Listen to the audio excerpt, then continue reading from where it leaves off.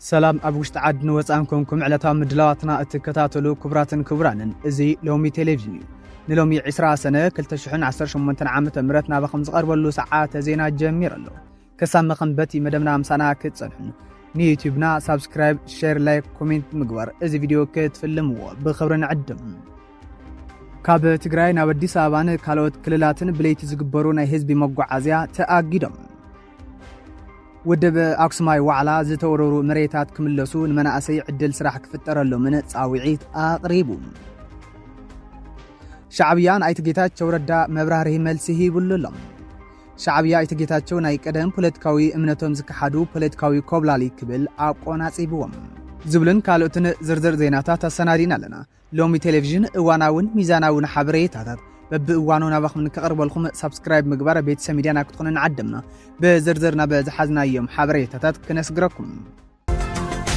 ሚዲያናን ፕሮግራማትናን ሰብስክራይብ ላይክን ሼርን ብምግባር ክትከታተሉና ብኸብርን ዓድም ካብ ትግራይ ናብ አዲስ አበባን ካልኦት ክልላትን ብለይቲ ዝግበሩ ናይ ህዝቢ መጓዓዝያ ተኣጊዶም ካብ ከተማ መቀለነ ካብ ዝተፈላለዩ ዞባታትን ትግራይ ተበጊሰን ናብ አዲስ አበባን ካልኦት ክልላትን ዝጓዓዛ መጓዓዝያ ህዝቢ አውቶቡሳት ካብ ሕዝን ድሓር ብለይቲ ከይጓዓዛ ኮሚሽን ፖሊስ ትግራይ እገዳ ከም ዘንበረ ካብቲ ዝወፀ ሰነድ ንምፍላጥ ተኻኢሉ ብሓላፊ መምርሒ ቁጥጥር ሓደጋን ስጋኣትን አቶ አብርሃ ወረደ ዝተፈረመ ወግዓዊ ደብዳቤ እዚ ጉዕዞ ለይቲ ደውን ክብል ዝተወሃበ ውሳነ ብህፁፅ ተፈጻሚ ንክኸውን ተወሲኑ ኮሚሽን ፖሊስ ትግራይ ንዝርዱ ውሳነ ክወስን ዘገደዶ ቀንዲ ምኽንያታት እተን አውቶቡሳት ብለይቲ መጓዓዝን ኣብ ልዕሊ ተጓዓዝቲ ህዝቢ ሓደጋ ትራፊክ ከበድቲ ስጋኣት ጸጥታ ይውርድ ብምህላውን እዚ ጉዕዞ ለይቲ ንህዝቢ ሕጋዊ ዝውውር ስጋርን ደቂ ሰባት መበገሲ ይኸውን ከም ዘሎ ካብ ህዝቢ ተደጋጋሚ ጥርዓናት ምምጽኡ ኢሉ ቢሮ መጓዓዝያን መራኸብን ትግራይ ብዘመሓላለፎ መምርሕ መሰረት ካብ ምሸት ሰዓት 12 ፈረቓን ክሳብ ንግሆ 11 ፈረቓን ዝግበር ዝኾነ ይኹን ጉዕዞ ለይቲ ጠጠው ንክብል ተወሲኑ ፖሊስ ትራፊክን መርመርቲ አካላትን ኣብ ባይታ ጽኑዕ ቁጥጥር ብምግባር እዚ ውሳነ ተግባራዊ ንክኸውን ተወሳኺ ጸብጻብ ከቕርቡን መምርሕ ተዋሂቡዎም ፖሊስ ትግራይ ብለይቲ ዝግበር ጉዕዞ ንሓደጋ ትራፊክ ስለዘቃልዕን ነዚ ሕጋዊ ዝውውር ደቂ ሰባት በር ዝኸፍትን ጠጠው ይብል እኳ እንተበለ ገለ ወሃብ ትርኢቶ ግን መናእሰይ ካብ ትግራይ ንከይወፁ ዝተገብረ ሽርሒ እዩ ብምባል ይቃወምዎሎም ኣብዚ ሕዚ እዋን መንግስቲ ትግራይ ዘውፅኦ ኣዋጅ መኸተ ስዒቡ ብርክት ዝበሉ መናእሰይ ኩናት ምስካ ብበዝሒ ካብ ትግራይ ወፁ ከም ዘለው ዝተፈላለዩ ሓበሬታታት የመላኽቱ በአየር ዝግበር ጉዕዞ ንሶምናት በመትሓዝ ድማ በተሽከርከርቲ ብለይቲ ዝግበር ጉዕዞ እናዘያየደ ምምፁ እቶም መረዳእታታት ይሕብሩም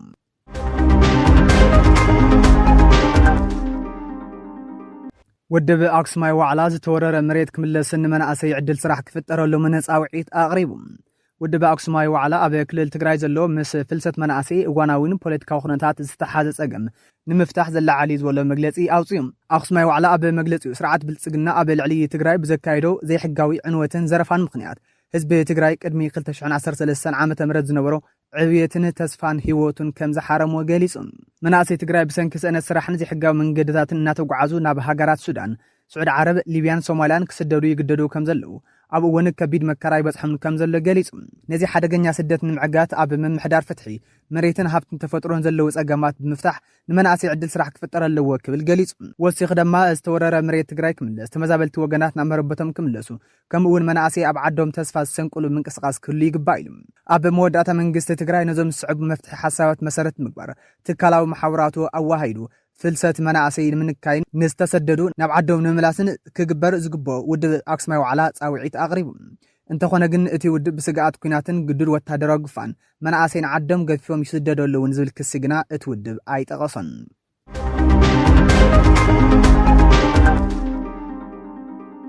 ሻዕብያን አይተጌታቸው ረዳ መልሲ ይብል ሻዕብያ አይተጌታቸው ናይ ቀደም ፖለቲካዊ እምነቶም ዝከሓዱ ኮብላሊ ፖለቲከኛ ክብል አቆናጽይብዎም አይተጌታቸው ረዳ ብሰንኪ ፖለቲካዊ ቅልውላው ኣብ ልዕሊ ኤርትራ ሕሶ ዝተመልኡ ክስታት ይዛረበሎ ክብል ሚኒስተር ዜና ኤርትራ ኣይተ የማነ ገብረ መስቀል ከሲሱ ሚኒስተር ዜና ኤርትራ ኣይተ የማነ ገብረ መስቀል እቲ በአይተጌታቸው ረዳ ኣብ ልዕሊ ኤርትራ ዘቕርቦ 35 ደቂቕ ዝወሰደ ነቐፌታን ክስን ብጽኑዕ ኮኒኖም ኣይተ የማነ ነዚ ናይ አይተጌታቸው ርእይቶ ናይ ተስፋ ምቁራጽ ጫፍ ክብል ገሊጽዎም ኣይተ የማነ ገብረ መስቀል ኣብ መግለጺኦም አይተጌታቸው ረዳ ጽንዓት ዘይብሉ ብሰንኪ ዘይተረጋገአ ስምዒት ኩነታቱ ቀጻሊ ዝቕየር ፖለቲካዊ ውግንነቱ ዝተሃወኸ ዘረባታት ዛረብ ሰብ እዩ ክብል ነቒፍዎም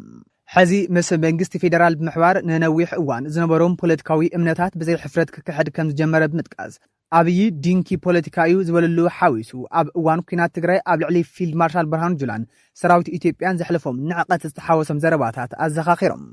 ናብ ጓጓ ብልጽግና መስኣቶ ድማ ኣብ ቀረባ ግዜ ኣብ ዝሃብ መግለጺ ትግራይ ናጻ ሃገር ክትኸውን ኣለዋ ዝብሉ ብዙሓት ሰባት ኣለዉ ኣነ እውን እንትሞቐኒ ብዛዕባ እዚ ሓሳብ ሓስብ ነይረ እየ መዋሎም ጌታቸው ረዳ ፖለቲካዊ መትከል ዘይብሎም ፖለቲካዊ ኮብላሊ ክብሉ ኣቆናጺቦሞም ጌታቸው ረዳ ኣብቲ ውግእ እዋን ኣብ ልዕሊ ቀዳማይ ሚኒስትር ኣብይ ኣሕመድን ሰራዊት ኢትዮጵያን ዝዛረቦም ዝነበሩ ከበርቲ ቃላት ምጥቃስ ጌታቸው ረዳ ከም ፖለቲካዊ ተንታነይ ተቐባልነት ዝወሃቦ እንተኾይኑ እቶም ንቀዳማይ ሚኒስትር ኣብይ ፖለቲካዊ ድንኪ ናይ እምሮ ሕሙም መታለሊ እናበሉ ዝጸረፎምን ንጀነራል ብርሃኑ ጁላን ሰራዊትን ናይ ሓሶት መራሕቲ ክብል ዝገለጾምን ዘረባታት እውን ተቐባልነት ክወሃቦም ይግባእ ክብል ኣይተ የማነ ተኸራኺሮም ኣብ መወዳእታ ሚኒስትር የማነ ገብረ መስቀል መንግስቲ ኢትዮጵያን ኣይተ ጌታቸው ረዳ ከም ዝበለ ዘይተረጋገእ ትንተና ንህዝባዊ ምንቅስቃስ ክጥቀመሉ ምፍታኑ ዘለዎ ደረጃ ተስፋ ምቁራጽ ዘርኢ እዩ ክብል ደምዲሞም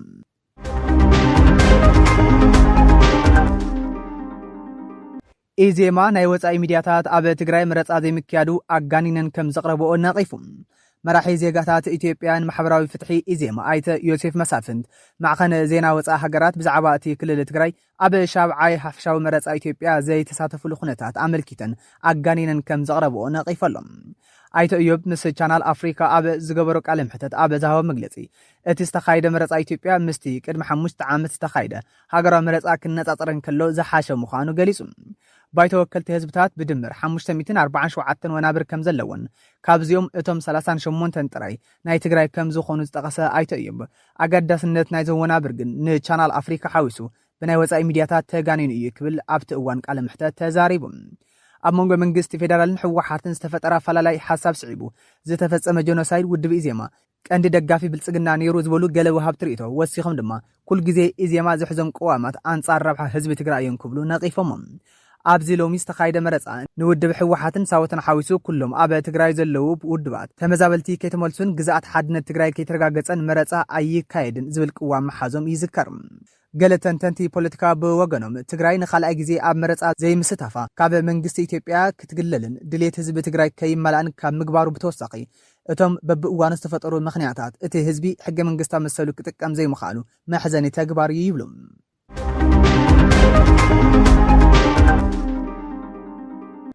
ኣብ ኣፍሪካ ስግኣት ድርቅን ሕጽረት ምግብን ኣንጸላልዩ ከም ዘሎ ተገሊጹ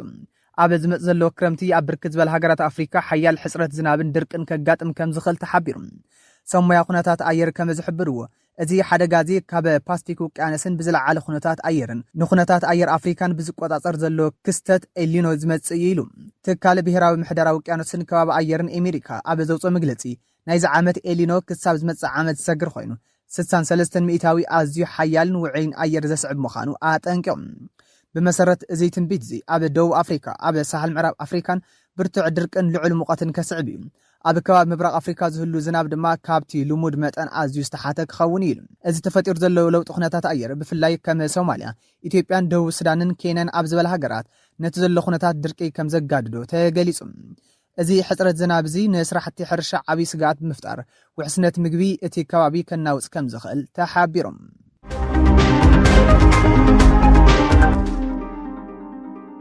كبرات تخاطات ሎሚ ቴሌቪዥን ስለተኸታተልኹምና ምስጋናና ዝዓዘዘ እዩ ንዩቲዩብና ሳብስክራይብ ሼር ላይክ ኮሜንት ገውዝግርኩም ብምትእማን ኣብ ናይ ጽባሕ ሰዓተ ዜና ክሳብ ንራኸብ ሰላም